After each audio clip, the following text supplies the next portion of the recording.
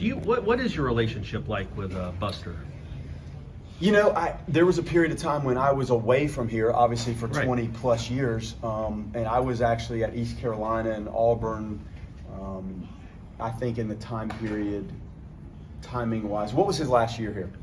Yeah, so I was at East Carolina right in the thick of it, coaching Manus. So I was watching from afar, and you knew the capabilities that he had, and I actually recruited him a little bit at East Carolina, out of South Georgia. That didn't get real far, but you could see that this guy could play any position on the field. You know, he could play shortstop. He wasn't the fastest guy on the field, but he was quick and agile. Played short. You could jump on the mound and pitch. You could have put him at third. Clearly, he could have gone to first. Probably could have played second. And then the move behind the plate was something that obviously changed his career. His representation of everything that is good in the game, on the field, off the field, with his family, with the community, with the global baseball world is as good as it gets. So that's what I admired the most, and it'll be really exciting to have him back here Saturday and have his family on the field and have a chance to honor him in that complete day. Because he's an ambassador for the game, he's also an ambassador for this school and what he means to this school, right? Yeah, like he's everything you could ask of somebody that put on the uniform, and thank goodness he put on ours, and then obviously left us and was a world champion twice, I believe, right? So, but it's also the way he did it. There are people that have probably had similar careers, but I don't know that there are people that have carried themselves the way he carried himself here and clearly beyond, and he's down to earth, and we're very appreciative that he would spend this time coming back to allow us to have a day for him. What's your relationship like with Coach Bell? Coach Bell's one of my closest friends, and these are tough weekends. I've coached against Mike now, I don't know, this is the third time maybe, and his assistant played for me, Ty McGahee. His assistant coached with Coach Restano at Monmouth. Ty came back to Auburn and coached with us at Auburn, helped us win a championship in the SEC West. And Drew Linder is the director of player development for them. He spent a lot of time with Mike in that bullpen, catching and helping groom Florida State's arms in the capacity he could when he was here. I'm actually in Mike Bell's house when Mike was coaching here. He built a home here, and I was struggling to find a place to call home in Tallahassee, and that house popped up. He was in it 5 nights, sold it to another family, and I ended up getting the house from that family. So we're very tight, and we talk about the game, we talk about our families, we talk about the industry. This industry's tough. What it's like to coach at Pitt when the bulk of their practice in the preseason is indoors, similar to what we did at Notre Dame. It's a tricky template to get to this moment where you're coming south to open ACC play. Mike Bell's a great human being. They got a talented team. They did great getting the transfers. They have 7 transfers, I think, that are impacting what they're doing.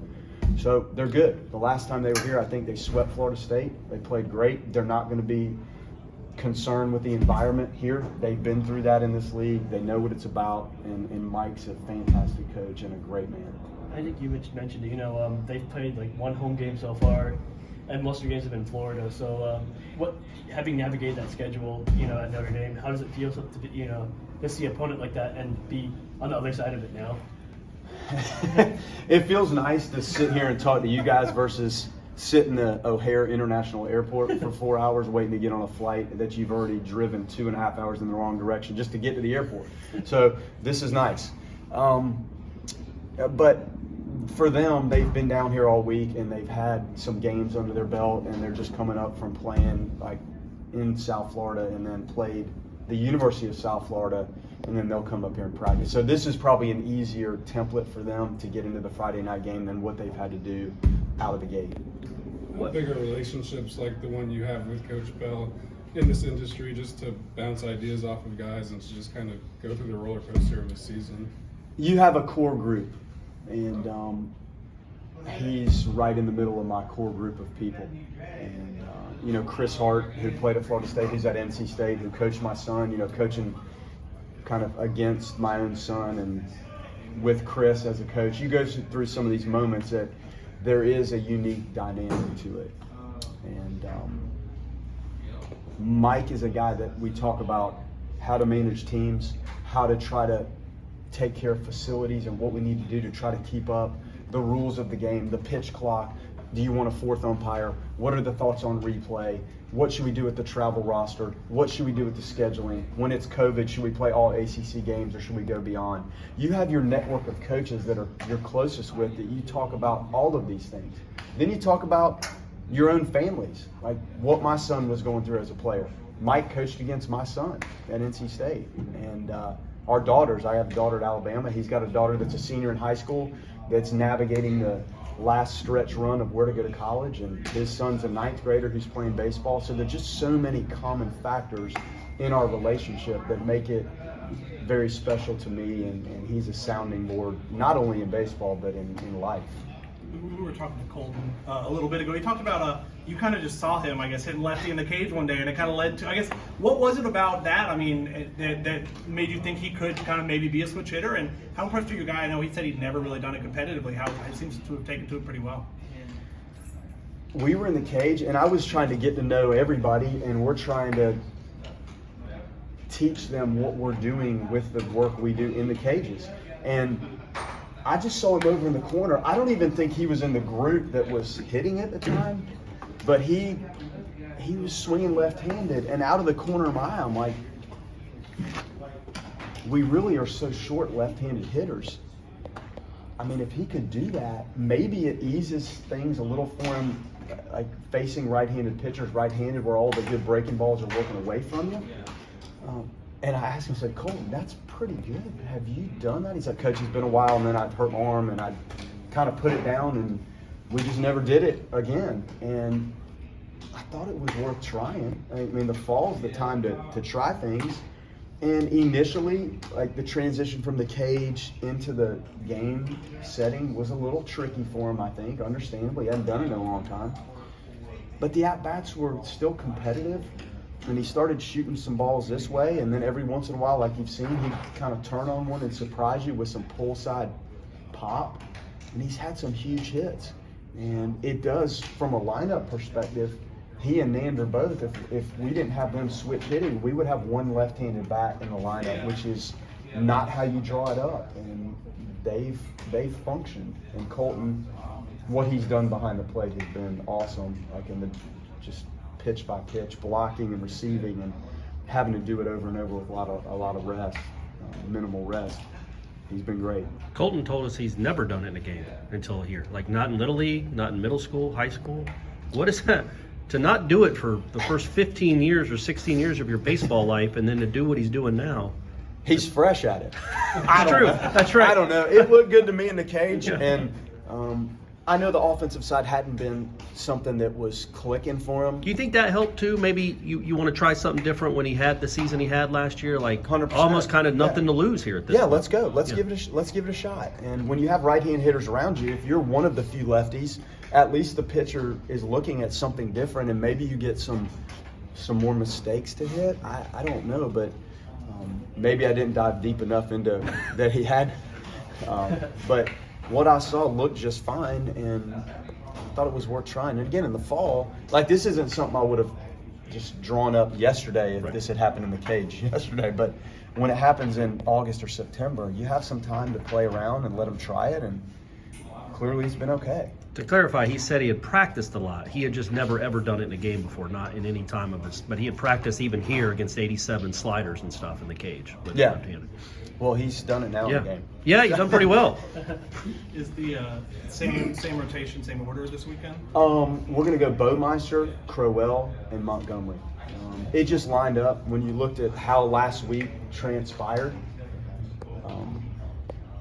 Wyatt was extended a good bit, and he wasn't going to be able to throw Tuesday, and it didn't look like Friday was super realistic, but the way it had gone, it made sense to let him start. And I was so impressed with Jamie Arnold out of the bullpen. Like the velocity climbed up, and Jamie loves the ball, and he wants the ball. He doesn't care when. He bounces back well. We got to have Army better. Oxford's got to continue to click. We know Whitaker, we've gotten some consistent outings out of him, out of the bullpen, and if Kirkland can keep developing, it's still new to him, and David Barrett, then you have some other options down there. Now, how we use those guys, time will tell, bullpen-wise, but Wyatt clearly was capable of starting. It's just out of the gate, like we discussed, having some experience backing up inexperienced starters seemed like the way to get us through the first couple weekends of this thing. These first 12 games for you and Chuck, how much of it has just been kind of over preparing and seeing what guys can do in different roles and knowing where guys are comfortable and where they're not? There is some of that. As much as we try to practice and prepare, when you get into game settings, dealing with the ups and downs of even the pitch-by-pitch performances, and giving up a 2-strike hit, and how can you rebound? Can you work your way out of a jam? We haven't played great defense, but can we continue to contain and manage? Rarely are you going to play perfect baseball games. There is going to be base running traffic to deal with. Some of it self-induced.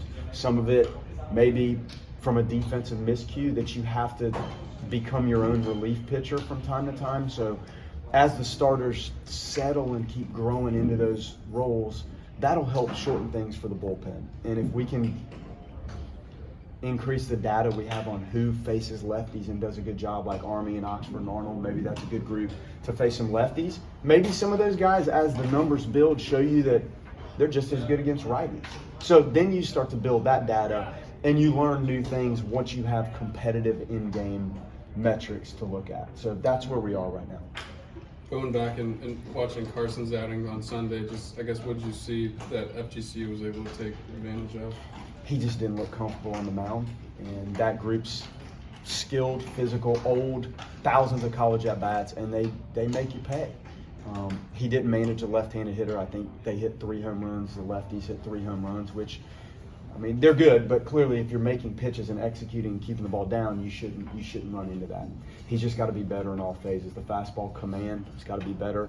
Thought his slider was okay. The cutter wasn't kind of what it normally was, and his changeup wasn't something he was getting close enough where it was really a usable pitch. So he'll get there.